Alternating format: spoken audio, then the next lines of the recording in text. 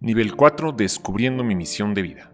Sesión 4. Los creyentes y la obra misionera. Para poder entender a plenitud que todos los creyentes, sin excepción, están incluidos en la obra misionera mundial, es importante entender el plan global de Dios, tal como lo planteó Jesús en Marcos 16:15 y 13:10, entre muchas otras referencias. Marcos 16:15, Jesús dijo: vayan por todo el mundo y digan las buenas nuevas a todos. Marcos 10:13 dice Jesús: y las buenas nuevas deben predicarse primero en cada nación antes que llegue el fin del tiempo. Dios siempre se ha interesado en el mundo entero.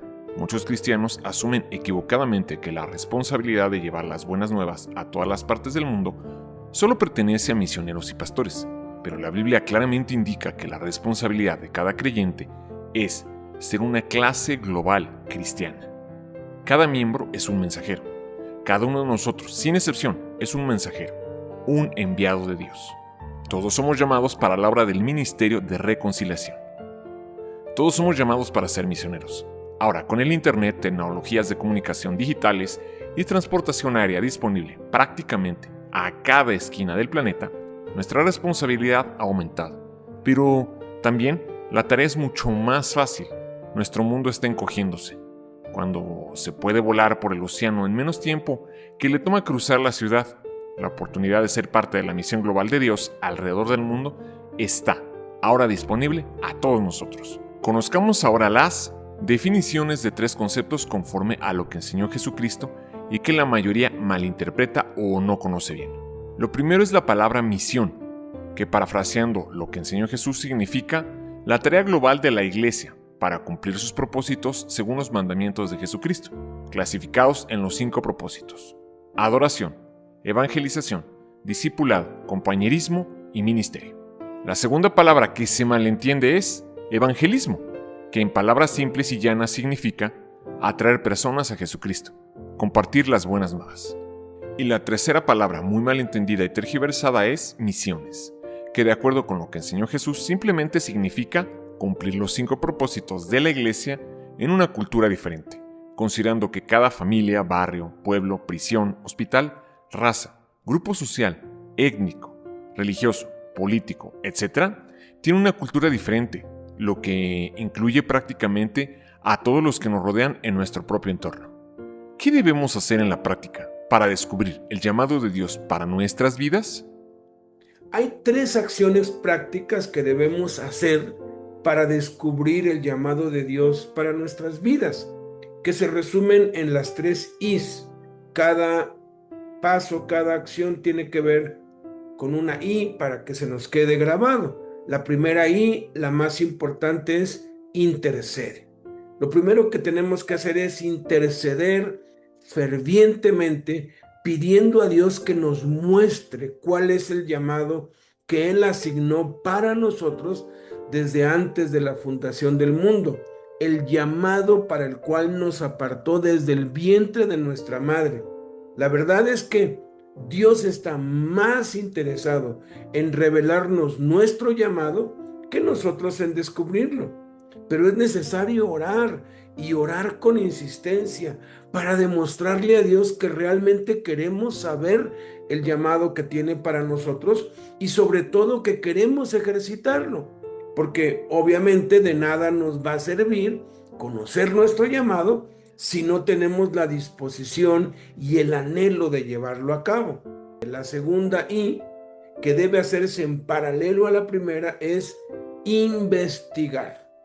Lee y estudia acerca de cada uno de los 5 llamados. Hay muchos estudios y muchos libros al respecto. En el nivel 3 debiste de haber realizado la ayuda descubriendo tu don y tu llamado. Y eso te da una idea de cuál podría ser tu llamado. Nosotros hemos desarrollado un curso precisamente para ese fin que se llama Liderazgo en la Iglesia, que pueden consultar y descargar gratuitamente en nuestra página web fundación-medio-emanuel.com y en la sección cursos y la subsección cursos para líderes, y allí lo pueden ver y descargar Entonces, primer I, intercede. Segunda I, investiga. La tercera cosa, la tercera I, que debe hacerse también en paralelo a las dos primeras, es involúcrate. Involucrarse implica tomar parte activa, hacerse presente, probar, experimentar. Nunca vamos a saber si somos buenos o no para algo a menos que lo pongamos a prueba. Tenemos que perder el miedo al fracaso. Winston Churchill dijo que el éxito es ir de fracaso en fracaso sin perder el entusiasmo. Tienes que probar cada uno de los llamados hasta que descubras cuál es al que te ha llamado Dios, y la mejor forma de hacerlo es involucrándote. ¿Cómo lo haces? Participa en cada servicio del que tengas conocimiento o esté disponible en tu iglesia, en el lugar donde te reúnes, en tu comunidad. Visitas a hospitales, visitas a cárceles, orfanatorios, casas hogar, centros de rehabilitación, albergues, niños de la calle, evangelismo en calles, transporte público, parques, trabajo con niños, con ancianos, con enfermos terminales, con pacientes psiquiátricos, ayuda a inmigrantes, llevar el evangelio a la sierra, las montañas, zonas marginadas, en fin, ofrecerte como voluntario temporal en cada área que puedas para que experimentes en primera persona el servicio a Jesucristo. Entonces, en ese proceso, y mientras oras y estudias, mientras intercedes e investigas, el Espíritu Santo irá abriendo tus ojos y tu corazón para que puedas descubrir cuál es el llamado para el cual Él te apartó desde el vientre de tu madre, desde antes de nacer, y te será más claro que el agua. Lo más maravilloso de todo esto es que descubrirás el propósito individual y particular por el cual estás vivo y para el cual Dios te creó y te diseñó, y eso llenará tu vida y te dará una satisfacción que nada ni nadie podrá jamás darte, ni nada ni nadie podrá jamás quitarte, porque estarás haciendo la perfecta voluntad de Dios en tu vida. Entonces, para descubrir el llamado de Dios en tu vida, intercede, investiga, involúcrate. Descubramos entonces qué está haciendo Dios hoy en el mundo y cuáles son las proyecciones reales a 50 años, de acuerdo con investigaciones muy serias realizadas por expertos, tanto cristianos como no cristianos. Las investigaciones demuestran que el estado del cristianismo en el mundo a partir del año 2000, del siglo XXI, ha crecido exponencialmente y sigue aumentando en cada rincón del mundo, al grado que muchos eruditos y expertos aseguran que estamos en los albores del más grande avivamiento mundial jamás visto en la tierra en toda la historia. En Habacuc 1:5 dice: miren entre las naciones y vean y asómbrense, porque haré una obra en tus propios días, algo que cuando se lo contare no la creerán. Las buenas nuevas. La iglesia es más grande de lo que usted piensa. Conozcamos 6 de los resultados de estas investigaciones a nivel mundial. Primero, los cristianos en el mundo, cristianos nacidos de nuevo de línea evangélica. No incluyamos a los católicos ni las sectas falsas. Rebasaron los 2.000 millones en el año 2000, según David Barrett, investigador principal de la iglesia en el mundo, y, para 2030, alcanzará el 35% de la población mundial, alcanzando la mitad de la población para 2050. Segundo resultado de las investigaciones, la iglesia está creciendo explosivamente afuera de países occidentales. En 1900, 81% de los creyentes era caucásico, de piel blanca y origen europeo y estadounidense. En 1981, 51% de creyentes era caucásico. En el año 2000, 40% de creyentes es caucásico, lo que significa que más de la mitad de los cristianos en el mundo son de origen asiático, africano y latino. Veamos algunos ejemplos comprobados en el 2004. En Brasil, la iglesia añade de 17 a 20,000 nuevos creyentes a la semana.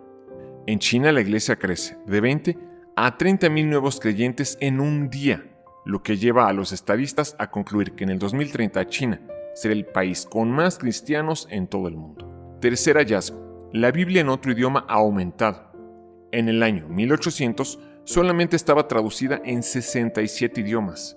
100 años después, en el año 1900, aumentó considerablemente a 537 idiomas. Para el año 2000 se quintuplicó a 2.800 idiomas y cada año sigue aumentando. Y ahora con las nuevas tecnologías se estima que en el 2050 estará traducida al 90% de los idiomas, lenguas y dialectos del mundo. Cuarto hecho comprobado. La película Jesús, basada en el Evangelio de Lucas, ha sido vista por más de 2.000 millones de personas y más de 100 millones han orado para recibir a Cristo. El quinto resultado de las investigaciones es que el número de agencias misioneras aumenta. En 1900 había 600 agencias misioneras. En 1998 había 4.650, 775% más que a principios del siglo XX. En 2025 hay más de 8.500 y se estima que serán más de 20.000 para el 2050. Y uno de los descubrimientos más impresionantes es que, a partir del 2002, la mayoría de los misioneros son de las naciones en desarrollo, Estados Unidos e Inglaterra, que durante décadas enviaban el 90% de los misioneros, ahora han sido relegados y superados ampliamente por China, Brasil y Latinoamérica. Hace apenas 30 años, misionero era sinónimo de estadounidense, de gringo. Antes el 99% de los misioneros eran de Estados Unidos. A partir del 2002 ya no. Desde hace más de 20 años se empezaron a enviar misioneros de México, de Guatemala, de Brasil, de Chile, de Colombia, de Argentina, de países de África y China. Está inundado todo Asia y Europa con misioneros que llevan el Evangelio de Cristo a todos los rincones. El Espíritu Santo ha dado conciencia misionera a muchas iglesias en muchas naciones de América Latina, Asia y África. Y el sexto resultado es muy alentador, porque la iglesia, que por casi un siglo se encerró en sí misma y no enviaban misioneros a ningún lado, está cooperando como nunca antes en sociedades misioneras mundiales. ¿Por qué en algunos países el evangelio está creciendo mucho y en otros está decreciendo? Los países con mayor crecimiento a nivel mundial. La razón principal del crecimiento explosivo y exponencial en estas naciones se debe a que la fe ha pasado de las instituciones, de los edificios, de los templos, a la vida privada y está siendo practicada en los hogares, en vez de ser practicada en los templos y edificios, como normalmente aprendimos, logrando cifras que superan por mucho las estadísticas oficiales de acuerdo a los últimos censos nacionales. China, empecemos por China, es el epicentro mundial de este fenómeno. Aunque oficialmente es un estado ateo, alberga a más de 200 millones de seguidores de Jesús que se reúnen de forma independiente en hogares. Es el país con el crecimiento anual más acelerado en términos de personas que eligen seguir la Biblia y a Jesús de forma privada y en sus casas. Los estadistas, los sociólogos predicen que para el año 2030 China va a ser el centro del cristianismo a nivel mundial. Y es un fenómeno que está sucediendo actualmente delante de nuestros ojos. En Nigeria, en África, y la República Democrática del Congo, la fe permea casi todos los niveles sociales. Si sumamos a los que se congregan en las casas con los que se congregan en edificios y en templos, cerca del 85 al 90% de la población se identifica con el cristianismo y se reúne en sus casas. En Brasil, al integrar a los sin religión, que así se denominan en los censos, pero que son creyentes activos y se reúnen en sus casas, la cifra real de seguidores de Jesús y de la Biblia supera el 55 o 60%, consolidándose Brasil como el bastión principal del movimiento de iglesias en casas y de un crecimiento expansivo en Occidente. Guatemala y Honduras, por su parte, ya cuentan con mayorías absolutas, entre el 65 y el 70%, que reconocen que han abandonado el catolicismo y las denominaciones tradicionales para seguir a Jesús de forma directa y reunirse en sus hogares en vez de en los templos y los edificios. Pasemos ahora a los siguientes 3 países que están en proceso de reconfiguración, por así decirlo, pasando del institucionalismo a las iglesias sencillas en sus casas.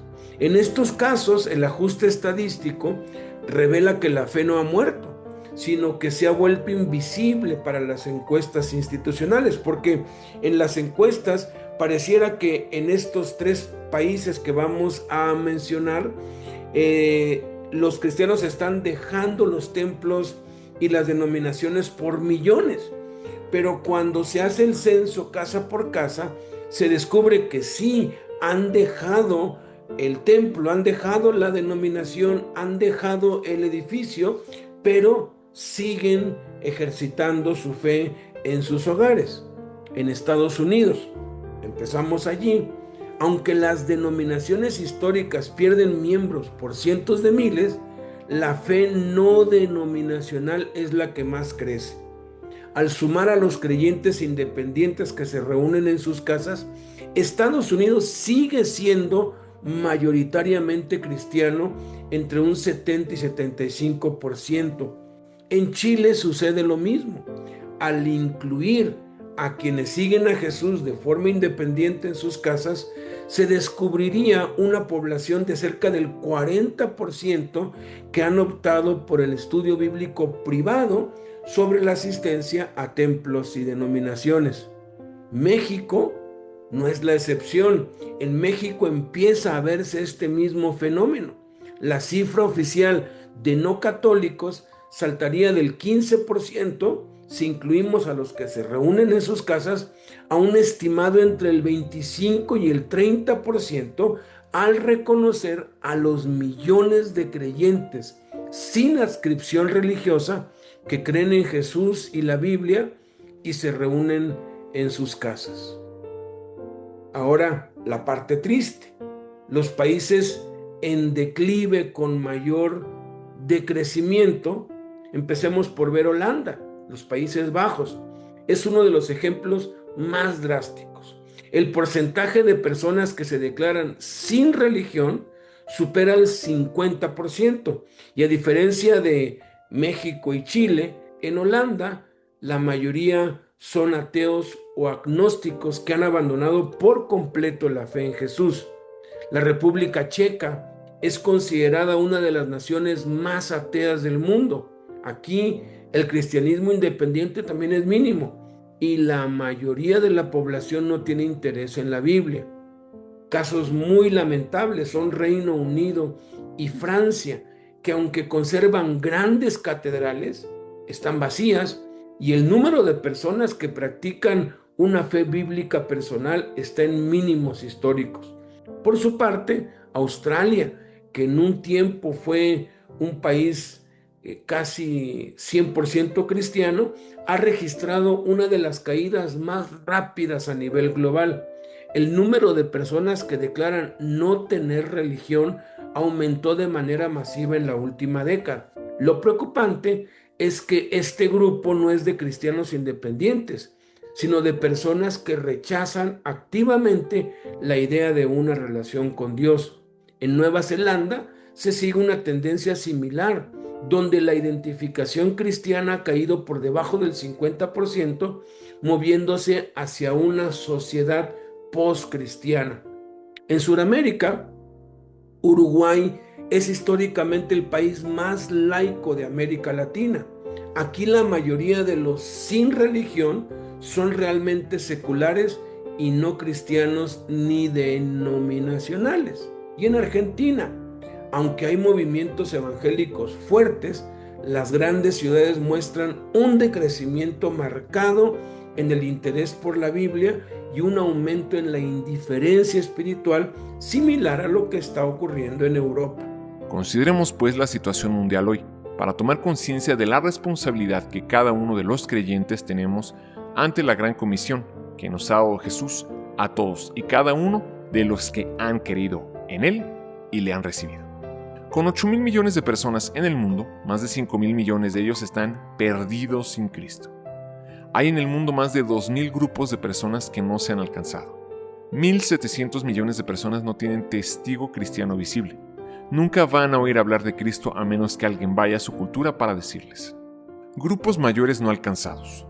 Asiáticos, en la mayoría de los países de Asia, con excepción de China, el cristianismo es una minoría. Urbano, la mayoría de la gente que vive en las grandes ciudades se han vuelto escépticos y no creen en Jesús. Islámico, en la mayoría de los países de Medio Oriente el cristianismo es prohibido por ley y hay persecución violenta y castigos severos a quienes se convierten a Cristo. Juventud, menores de 20 años en este tiempo. El 90% de los jóvenes a nivel mundial está creciendo sin fe y sin valores espirituales y con miles de distracciones que les impiden conocer a Cristo. La urbanización ha aumentado dramáticamente en las últimas 2 décadas. Por primera vez en la historia más personas viven en ciudades. En el 2015 había 21 ciudades con más de 10 millones de población. Desde el 2025, más del 25% del mundo vive en colonias conectadas a estas ciudades grandes. Hay más de 100 millones de niños de la calle en el mundo, viven y duermen en la calle. Los jóvenes menores de 20 años de edad continúan aumentando cada 5 años. En el año 2000, 2.383 millones eran menores de 20 años. En 2005, 2.404 millones, aumento de 21 millones. En 2010, 2.436 millones, aumento de 32 millones. Se estima que una tercera parte de la población mundial será menor de 20 años para el 2050. Los Ángeles es la ciudad étnica más diversa en el mundo. Se hablan 177 idiomas. El problema no es la cosecha, es la falta de cosechadores. En Mateo 9:37 Jesús dijo a sus seguidores y a nosotros: la mies es mucha, pero los obreros para ayudar son pocos. En Romanos 10 del 13 al 15 dice: porque todo aquel que invocare el nombre del Señor será salvo. ¿Cómo pues invocarán a aquel en el cual no han creído?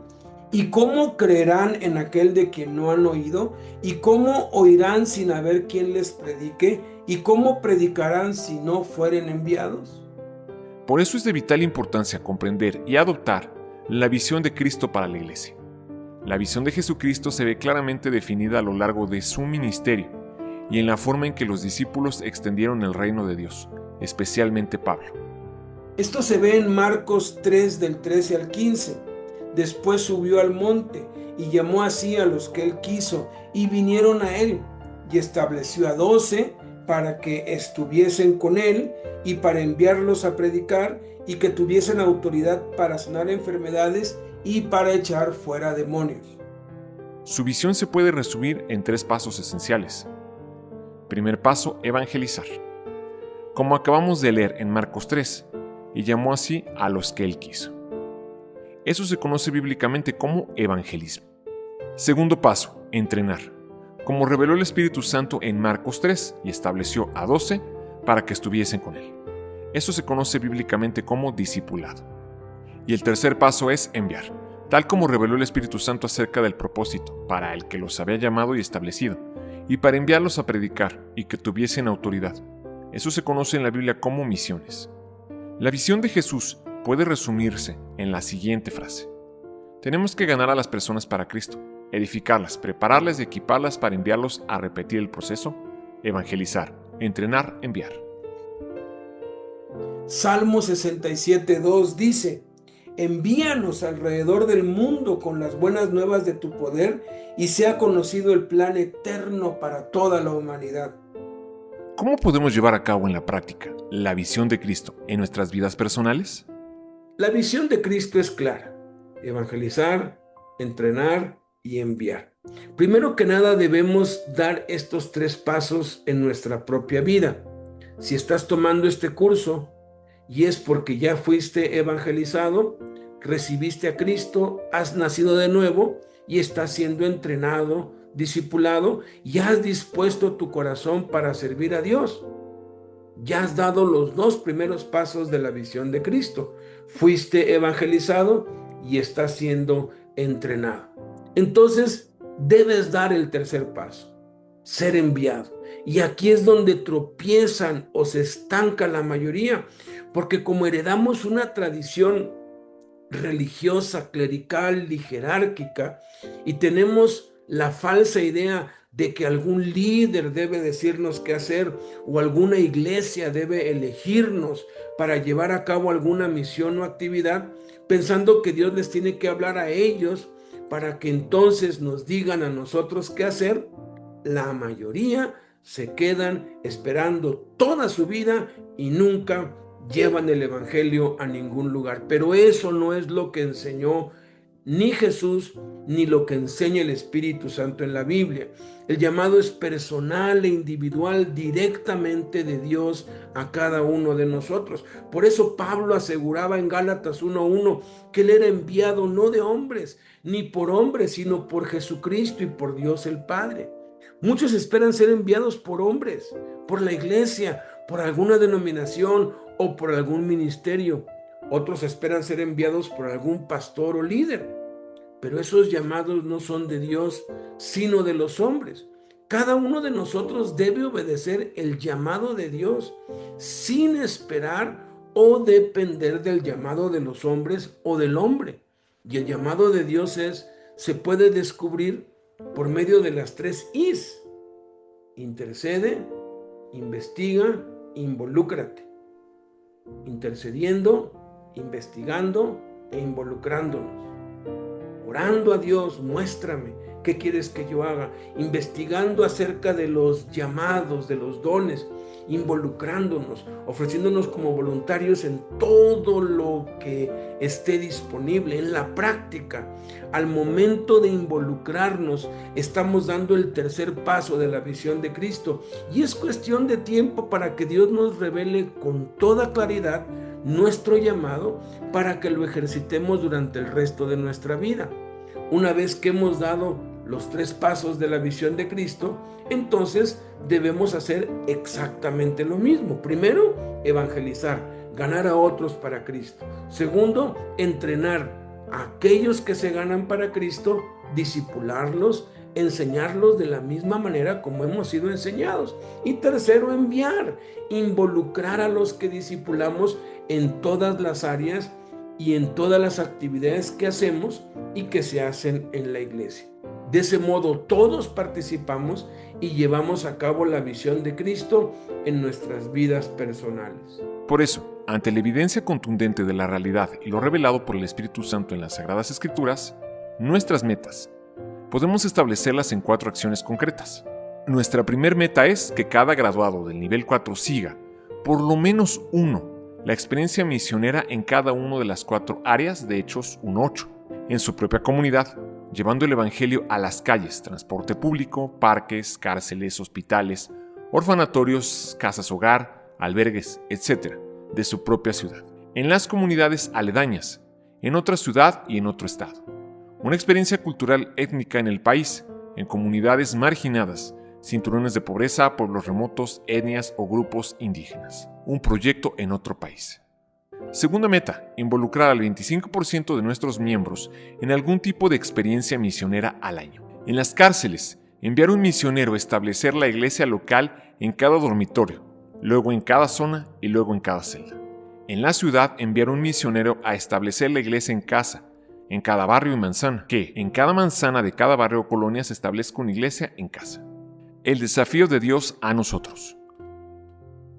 En Habacuc 1:5 dice: miren entre las naciones y vean y asómbrense, porque haré una obra en tus propios días, algo que cuando se lo contare no la creerán. En primera de Tesalonicenses 1:8 dice: se ha conocido su fe en Dios a lo largo del mundo. Hechos 17:26 dice: Dios determinó los tiempos para todos y los lugares exactos donde ellos deben vivir. La gran pregunta: ¿estoy dispuesta a ser usado o usada por Dios?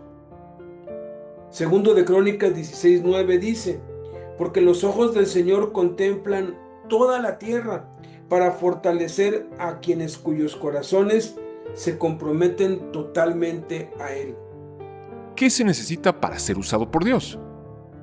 Jesús claramente dijo: el que tiene mis mandamientos y los guarda, ese es el que me ama. Y también nos dice: si me amas, guarda mis mandamientos. Si de verdad amamos a Jesús, debemos demostrárselo a Jesús como Él quiere que lo demostremos, no como a nosotros nos parezca. Jesús también estableció una manera en cómo quiere que lo amemos, y es guardando sus mandamientos. Todas las cosas que mandó guardar a sus discípulos tal como lo estableció en la Gran Comisión. La gran tragedia en este tiempo es que la mayoría de los cristianos ignora o simplemente menosprecia los mandamientos de Jesucristo, y casi nadie conoce cuáles ni cuántos mandamientos dio Jesús, ni cuáles son los primeros 10 mandamientos que dio.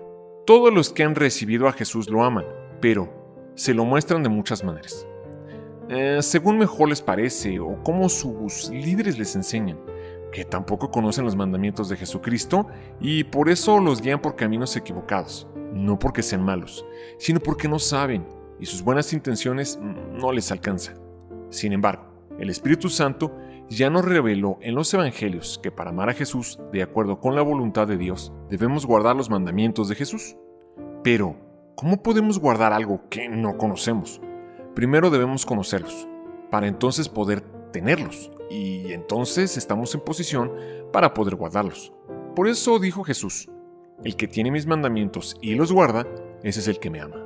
Jesús dio 260 mandamientos a sus discípulos, los cuales se pueden clasificar en 3 grandes mandamientos. Ven, permanece y ve. Todo lo que Jesús mandó gira en torno a conocerlo a Él. Ven. Para aprender de Él, permanece. Y entonces llevar el Evangelio a los demás. Ve. Los primeros 7 mandamientos de Jesucristo nos dan el cimiento de cómo podemos demostrarle a Jesús que lo amamos. El primer mandamiento es: vengan. Venimos a Jesús por medio de leer la Biblia, orar y congregarnos. El segundo es: vean, que simplemente implica tener fe, aprender a mirar las cosas como Dios las ve. El tercero es: sígueme, de manera personal, poner nuestros ojos en Él y solo en Él. El cuarto y quinto son: alcen sus ojos y miren los campos que ya están listos para la cosecha. No distraernos con nada al seguirlo y enfocar nuestra mirada en la gente que no le conoce. Y el sexto y séptimo son: arrepiéntanse y crean en el Evangelio. Esto es cambiar de mentalidad y pensar los pensamientos de Dios que están contenidas en las buenas nuevas de Jesucristo. Entonces, el arrepentimiento, de acuerdo con lo que enseña Jesucristo, tiene que ver más bien en cambiar nuestra mentalidad para que se adecue a su mentalidad, más que solamente dejar de hacer lo malo. Entonces tenemos que tomar la decisión radical de cambiar el pensamiento, de egocentrado a Dios centrado. Hechos 1:8 dice: cuando el Espíritu Santo venga sobre ustedes, recibirán poder y serán mis testigos por todas partes, en Jerusalén, en toda Judea, en Samaria y hasta los confines de la tierra. Segunda de Timoteo 1, del 7 al 8 dice: porque no nos ha dado Dios espíritu de temor a la gente, sino de poder, de amor y de cordialidad hacia ellos. Si avivas este poder interno, nunca tendrás miedo de decir a otros sobre nuestro Señor Jesús. Cambiar el pensamiento de orientación local a global. Salmo 2:8 dice Dios: pídeme y te daré por herencia a las naciones. Toda la gente en la tierra será tuya. ¿Mira las noticias mundiales con ojos misioneros? Entonces, ora.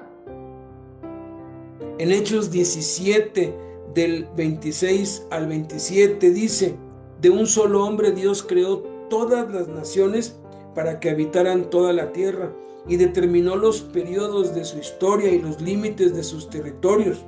Su propósito es que todos lo busquen, si tal vez palpando puedan hallarle, aunque ciertamente no está lejos de cada uno de nosotros.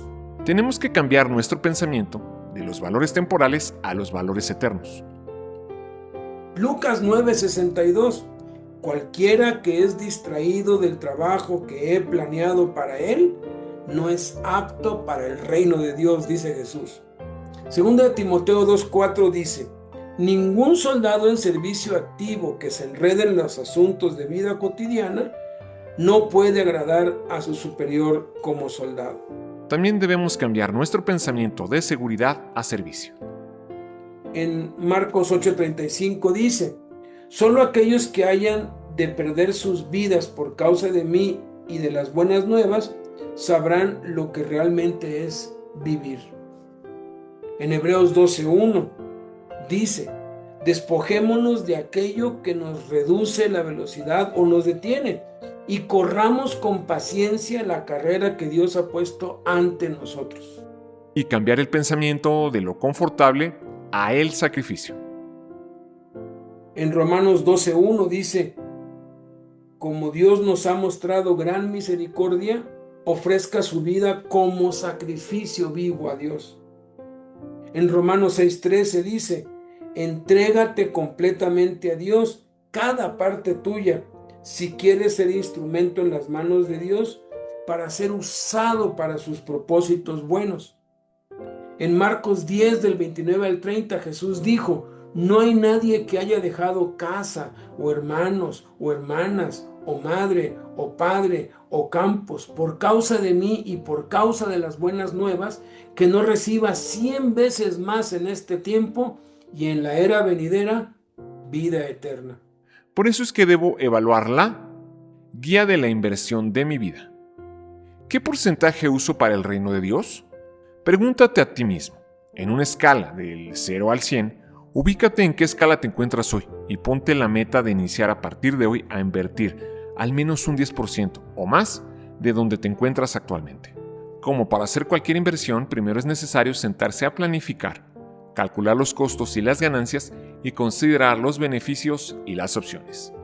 Primero que nada tenemos que entender que Dios, que es nuestro amo, dueño y señor, nos pide a cada uno de sus hijos que le demos en obediencia como mínimo el diezmo, o 10% de nuestro tiempo, talento y dinero, para que le demostremos que queremos que Él es el dueño de nuestro tiempo, talento y dinero, ya que es Dios quien nos los ha dado y, como en cualquier inversión inteligente, el precio que se paga siempre produce beneficios, y a medida que se incrementa aumentan los beneficios. Empecemos por el tiempo. El día tiene 24 horas, que equivalen a 1440 minutos. El 10% de un día serían entonces 144 minutos, que equivalen a 2 horas con 24 minutos. Redondémoslo a 2 horas y media. Entonces tu meta inicial es alcanzar el mínimo a invertir para empezar a ver los dividendos. Supongamos que actualmente dedicas entre 15 y 20 minutos diarios de manera intermitente y no constante a Dios para orar y leer la Biblia. No tienes ni un plan de lectura ni un método para orar. Entonces, lo primero que tienes que hacer es calcular el porcentaje que estás invirtiendo actualmente en el reino de Dios. Si 1440 minutos es el 100%, entonces 20 minutos equivaldría al 1.4%. Y tu estado actual se ubicará entre el 0 y el 10% de la gráfica del tiempo. Entonces tu primera meta es llegar al mínimo, que sería el 10%, lo que implica invertir 2 horas más cada día. Ahora, Jesús enseñó un principio básico para crecer en su reino cuando dijo: el que es fiel en lo muy poco, también en lo más es fiel. Consigue un plan de lectura y un método para orar. Puedes empezar usando la Biblia en un año, en audio y video. Oremos por el mundo, la cadena de oración continua, en la página web de Fundación Emmanuel, en la sección Lo mejor de lo mejor. La lectura le tomará 12 minutos y asigne 13 minutos para orar con un temporizador. Empieza invirtiendo 25 minutos diarios durante una semana. La siguiente semana agrega 20 minutos más, dedicando 10 minutos a la lectura y 10 a la oración. Utiliza el plan de lectura por objetivos en la misma sección de la página web para la lectura. La tercera semana aumenta 15 minutos para alcanzar una hora. Ya vas casi a la mitad de la meta. Vas a tener todo tipo de oposiciones y obstáculos y ataques, pero mantente firme en tu propósito, pues los beneficios de la inversión son extraordinarios. Repasa de nuevo el nivel 2 y gradualmente ve agregando más tiempo en la oración y en la lectura, hasta llegar a la meta de 2 horas y media diarias, que puedas dividir en 2 o 3 tiempos durante cada día. Puedes incluir en este tiempo el estudiar la Biblia y empezar a discipularte a ti mismo con las enseñanzas de Jesús, que es un curso 100% en línea y totalmente gratuito. El plan es que alcances el mínimo para que, a partir de ahí, sigas creciendo en la gracia y el conocimiento de Jesús y disfrutes de las bendiciones de Dios que tendrás tan abundantemente que tendrás que compartir a los que te rodean. Respecto a los talentos, eso está relacionado con tu trabajo o con lo que haces para ganarte la vida, lo que sabes hacer. Si una jornada laboral es de 40 horas a la semana, el diezmo serían 4 horas, es decir, medio día de trabajo. Pide a Dios que te dé sabiduría para invertir al menos medio día de tu trabajo para realizar tu trabajo o prestar tus servicios de manera gratuita a los que más necesitan, a los hermanos de la iglesia. Por ejemplo, hay médicos que ofrecen consultas médicas gratuitas un día a la semana, o mecánicos que no cobran su mano de obra a los hermanos de la iglesia, o programadores que prestan sus servicios a ministerios de la iglesia, o maestros que enseñan inglés o computación gratuitamente a niños sin recursos, o comerciantes que juntan el 10% de la comida que venden para donarla a las cárceles o a los niños en la calle. Hay muchas formas creativas de cómo podemos y debemos invertir nuestros talentos en el reino de Dios. Ubica entonces en dónde te encuentras respecto a tu inversión de talento y ponte la meta de crecer al mínimo, que sería el 10%, y a medida que vaya experimentando las bendiciones, procura invertir más y más, sustituyendo actividades que no te aportan nada o que te restan en vez de aumentarte. De este modo han iniciado muchos que hoy visitan las cárceles o los hospitales o las calles o los orfanatorios 2 o 3 veces por semana todo el día, porque han comprobado la fidelidad de Dios, prosperándolos en todas las cosas y llenándolos de salud, así como prosperan sus almas, a medida que invierten más en servir a Dios por medio de servir a los necesitados. Supongamos que no sabías estas verdades y estás en cero. Entonces tu meta sería 10%. A partir de hoy elabora un plan para invertir al menos 4 horas de tu trabajo u oficio en beneficio de otros, que en la Biblia se llama buenas obras, para que Dios sea glorificado. Respecto al dinero, este es el aspecto más fácil de evaluar, pero a veces el más difícil de ejercitar para algunos que han entendido que a medida que invertimos, sembramos en el reino, cosechamos en abundancia, porque Dios así lo ha prometido. Supongamos que tú no sabes realmente cuánto dinero inviertes en el reino de Dios.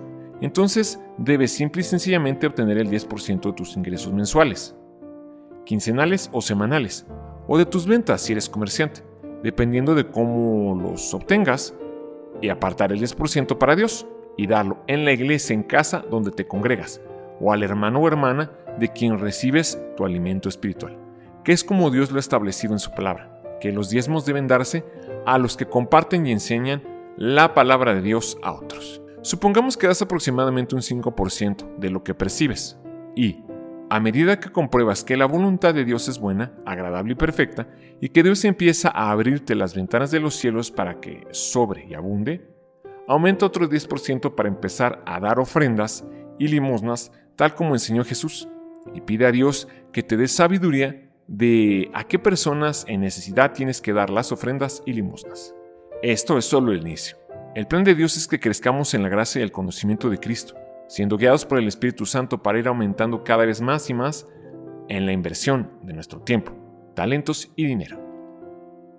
En Mateo 6, 20 al 21, Jesús dice: acumula para sí tesoros en el cielo, donde ni la polilla ni el óxido carcomen, ni los ladrones se meten a robar, porque donde esté tu tesoro, allí estará también tu corazón.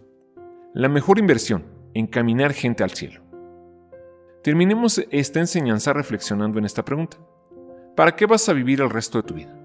La opción es tuya. Escuchemos lo que dicen Jesús y el Espíritu Santo al respecto.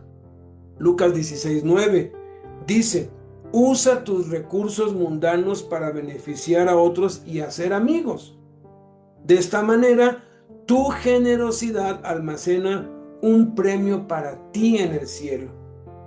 Hechos 13:33 dice que David sirvió al propósito de Dios en su propia generación. Primera de Tesalonicenses 2, del 19 al 20, en la versión libre, Pablo le está diciendo a los tesalonicenses: ¿para qué es que vivimos? ¿Qué nos da esperanza y alegría y es nuestro orgullo y corona? Eres tú, sí. Tú nos traerás mucha alegría cuando estemos de pie juntos ante nuestro Señor Jesucristo cuando Él regrese de nuevo, porque tú eres nuestro trofeo y alegría. ¿Estará alguien en el cielo debido a ti? Isaías 6:8 dice: Entonces oí la voz del Señor que decía: ¿A quién enviaré? ¿Quién irá por nosotros? Y respondí: Aquí estoy, envíame a mí.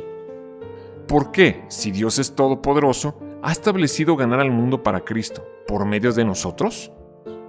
Hay 4 razones bíblicas por las cuales Dios ha establecido ganar al mundo para Cristo por medio de nosotros. La primera es que Dios es un Dios personal, no corporativo o grupal.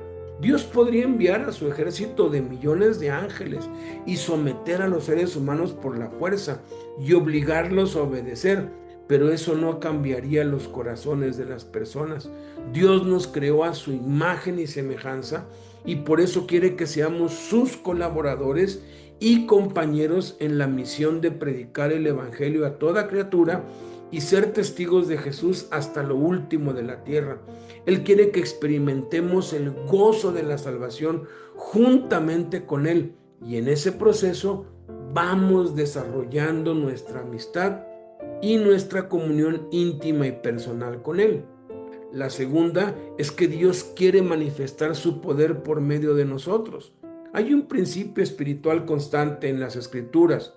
A Dios le encanta usar lo pequeño, lo imperfecto, lo necio y lo débil para avergonzar a lo grande, a lo perfecto, a lo sabio y a lo fuerte. Si el mensaje fuera predicado por seres perfectos, la gente admiraría a los mensajeros. Pero cuando hombres y mujeres comunes, con historias de redención reales y tangibles, frágiles, débiles, menospreciados y desechados, predican el evangelio, queda claro que el poder extraordinario proviene de Dios y no de nosotros. La tercera es que el plan de Dios es que seamos transformados a la imagen de Jesús. Dios no solo quiere cambiar al que recibe el mensaje, quiere también transformar al que lleva el mensaje. Cuando nos involucramos en la obra de Dios, nuestro propio carácter es moldeado y gradualmente transformado a la imagen de Jesús. Y la cuarta es que Dios nos ha dado libre voluntad. Muchos confunden el libre albedrío con la libre voluntad. Por definición, el libre albedrío es la capacidad de hacer lo que queramos. Y eso naturalmente no es posible, porque si existiera el libre albedrío, pues nadie se enfermaría y todos serían ricos y no padecería necesidad nadie. El libre albedrío no existe, pero la libre voluntad sí, y esa tiene que ver con elegir entre hacer la voluntad de Dios o no, entre elegir conforme a lo que Dios ha mandado o conforme a lo que sentimos o lo que nos ofrece el mundo, la carne o el diablo. Dios no va a obligar a nadie para que se entregue a Cristo. No todos los que escuchen el evangelio van a ser salvos, porque tienen que rendir su voluntad a Dios para creer en Cristo. Pero aquí es donde está lo maravilloso de la gracia y la soberanía de Dios, que Él no va a dejar de insistir y va a persistir en llamar a los que en su infinita omnisciencia y sabiduría escogió desde antes de la fundación del mundo, desde el principio para salvación, hasta que los escogidos ejerzan su libre voluntad y se entreguen voluntariamente a Cristo. Sin embargo, a pesar de que Dios sabe de antemano, desde antes de la fundación del mundo, que algunos no van a creer, de todos modos insiste y persiste de igual manera, porque Dios es justo y va a dar a todos, sin excepción, las mismas oportunidades para ser salvos. Por eso debemos evangelizar y no dejar de hacerlo, para que la justicia de Dios se cumpla tanto en los que van a ser salvos como en los que no, porque ambos ejercerán la libre voluntad que les fue dada por Dios.